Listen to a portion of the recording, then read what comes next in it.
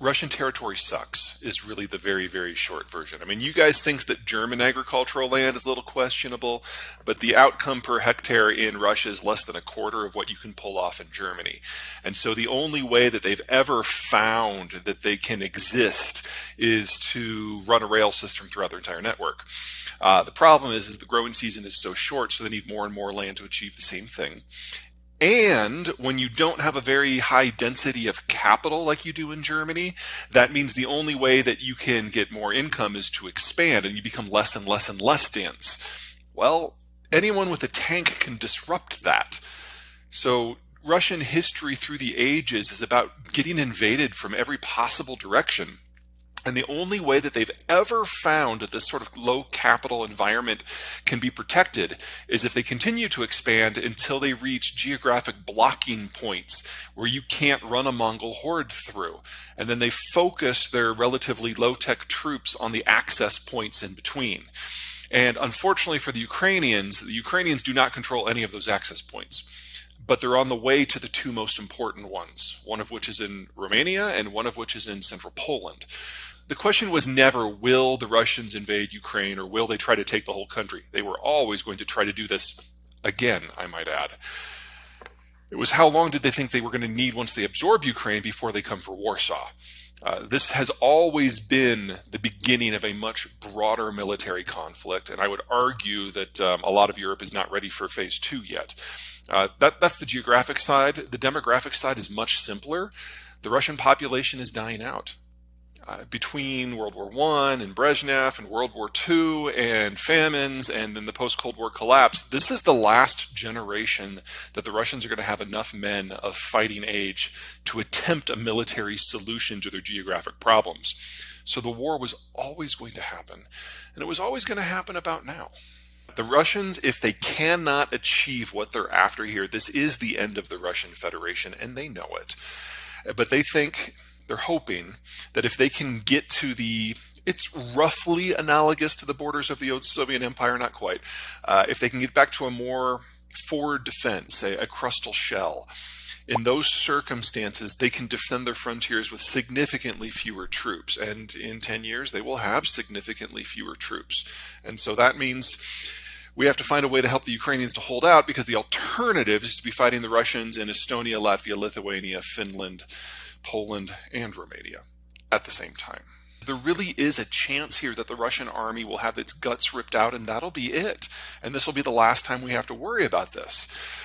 However, if they still succeed in Ukraine, when they come to the Polish border, they will know that they can't stand against NATO forces. And they will bring the nuclear question up. And we will risk a general exchange. So it's important for everyone in NATO to make sure that this does not expand beyond Ukraine. Now, there's a problem on the other side there. I mean, outside Russian victory means we face a nuclear confrontation. Outside Ukrainian victory doesn't destroy Russia's ability to wage war. And we're now in an environment where the Russians have paid all the prices for a major war but gotten none of the benefits. That's not going to last. So even if the Ukrainians are able to liberate Crimea and the Donbass, the Russians will try again and again and again until they can't. So the only way that Ukraine can be secure is to take out the logistical hubs in Western Russia that enable the assaults on Ukraine. So one way or another, this war is going beyond the Ukrainians' international borders. One way or another, we are going to have to deal with the nuclear question. Yes. So you definitely think there will be an impact? They will use nuclear weapons? Well, the Russian view is that if they don't win this war, they cease to exist within 20 or 30 years, and that's probably an accurate assessment. They don't have a lot to lose. Everything from the numbers and the maps and the history suggests that there's no way the Russians can lose. But wow, they are pulling out the stops to try. I think what's given me the best hope right now that the Russians can actually lose is that Defense Minister Sergei Shoigu is still in his job, and he is arguably the least competent person on the planet right now. And as long as he is there absorbing massive amounts of the Russian defense budget for his own personal riches, I have hope that the Ukrainians ultimately can turn the numbers against the Russians. Now, if we ever see him actually get replaced by someone who actually has worn the uniform in combat, then we're dealing with a different situation. But we're not there yet.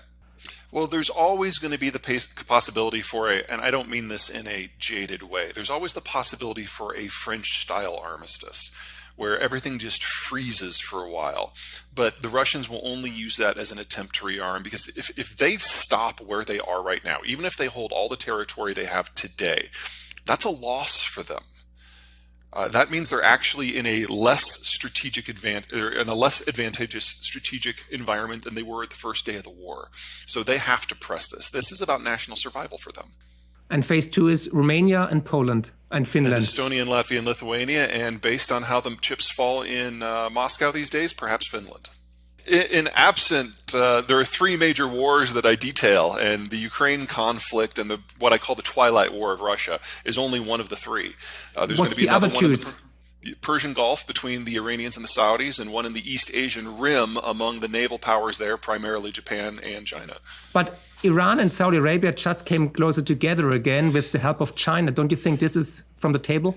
Yeah, the word that I'm getting is that the Chinese literally cut checks to both sides to sign. And before you say that that is artificial and why would the Chinese do it, we did that with Egypt and Israel. So it's not all that strange of a possibility. Now, in the case of the United States, we have kept cutting checks to them and the Palestinians and the Jordanians in order to buy peace in that region. I find it unlikely that the Chinese are going to do this for an extended period of time in the Gulf. We'll see. Even if the Ukrainians experience an outsized success and are able to capture the entirety of the Donbass and isolate Crimea to the point that it generates a face-destroying surrender of Russian forces in the Crimea, that doesn't end this war. Okay. At that point, the Russians will start a new assault as soon as they're able, and then the Ukrainians would have to decide when and how to cross the border and neutralize those logistical hubs. Specifically, we're talking Belgorod, just north of Kharkiv, and Rostov-on-Don, which is where all the Crimean supplies and a fair amount of the Donbass supplies come in. Both of those cities would have to be removed from the equation. I was confident the war was going to happen, and I was equally confident that the Ukrainian portion of the conflict would be a walkover. And to have even the fact that at that last question that, you know, how can the Ukrainians do? The fact that we're talking about this a year on is amazing. The Ukrainians have out-surprised by every possible metric, and to be perfectly blunt, I am a little more than a little shocked that the Americans have stepped in as they have, and that the Europeans have stepped in as they had. Because if you look at the last 30 years of European history, and especially, no offense, German history, it's been about appeasement. Exactly. And this is the opposite.